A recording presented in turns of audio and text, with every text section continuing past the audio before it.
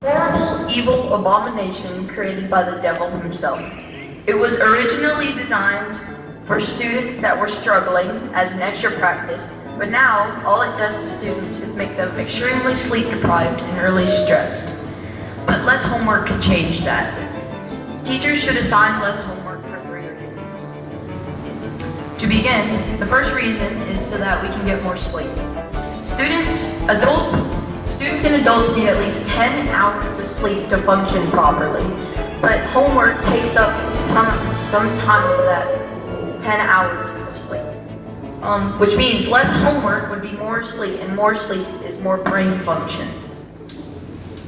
The second reason is so that we're not as stressed. Students already have enough on their plate, and homework just adds to that never-ending list. Homework takes its toll on a student's brain, so less homework is less of a strain on our brains. The last reason is so that students can get a little bit of free time. Students need to be active to keep full productivity, and sitting in a chair and doing homework isn't going to help with that. So if teachers assign less homework, students can do something like go outside and play basketball or play catch, instead of sitting inside and letting what little brain cells they have rot away. In conclusion, homework is not fun, extremely time-consuming, and very stressful. If only teachers would assign less homework, maybe students would be eager to go to school, and maybe this speech would have never been needed. Have you ever wanted to go to the moon? Well, I'm going. After years of training, I'm ready. I'm on my way to the space shuttle with the other astronauts, and the crowd's cheering. It's crazy. As we headed up the elevator, I noted everyone seemed calm, but I was scared. When the elevator stopped, we hopped in the shuttle and were ready to make history. When we went in, they said we were taking off at 1 minute and that we were going to be okay. Gulp. The clock was ticking down.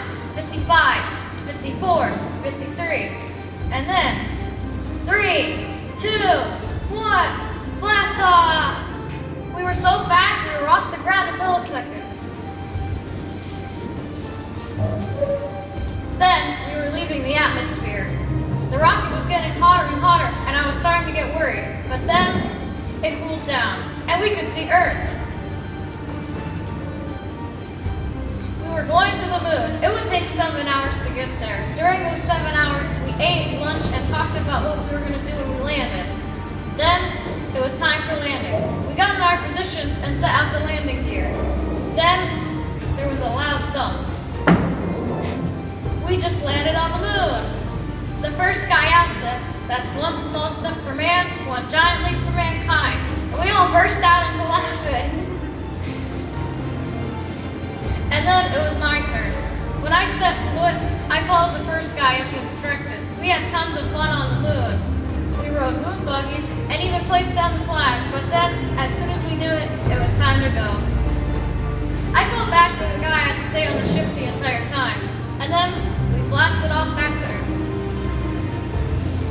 It would take 7 hours to get to Earth again.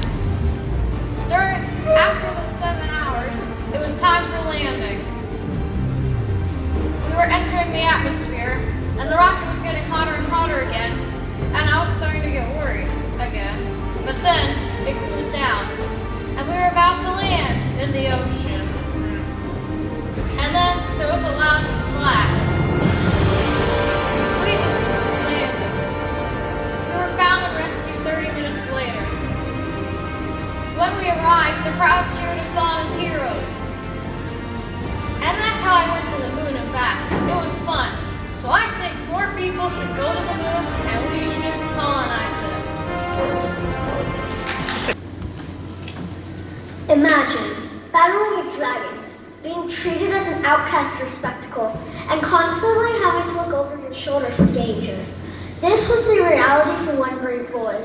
The story of Harry Potter has become one of the most popular book series around the world, and for a good reason.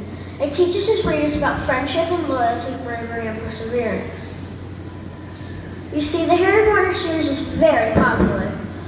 Since first publishing, over 500 million copies have been sold worldwide, with copies sold in the United States alone. However, it was almost never read. J.K. Rowling's first book, Harry Potter and the Sorcerer's Stone, was rejected by publishers over 12 times, when finally it was published in 1997. This series is loved both by children and adults around the world. In fact, it is loved so much that Universal Studios decided to include it as a world in their theme parks. J.K. Rowling's perseverance and belief in her story what truly made this a magical experience for the readers. Many characters within the series show bravery in other ways. When you think of bravery, most instantly highlight the dangerous things that Harry did. Traveling into the Forbidden Forest, riding a dragon, taking on a fully grown mountain troll, or even his multiple battles against Voldemort. However, courage isn't defined solely by the dangerous things you do or the risks you take. Many characters within the series show bravery in other ways. For example, Luna Lovegood taught us that bravery was not caring what anyone else thinks and being ourselves. And Ron taught us that bravery was facing our fears. As Franklin D. Roosevelt said, courage is not the absence of fear, but rather the knowledge that something is more important than fear. In addition to teaching about bravery, the Harry Potter series exemplifies the good qualities of friendship. Harry shows us that when it comes to bravery, when it comes to friends, picking the popular crowd is known as the best option. Ultimately, it's Ron's loyalty, Hermione's intelligence, and Harry's courage that makes them the perfect group of friends. As you can see, the Harry Potter series has become popular for many reasons. The author clearly illustrates the best qualities of friendship, bravery, and perseverance, both in the story and in her own life. Her story brings us to a magical place of mystery and adventure. So, the only question left now is, when are you going to read it? Crest Academy School-wide speech winner is Jalen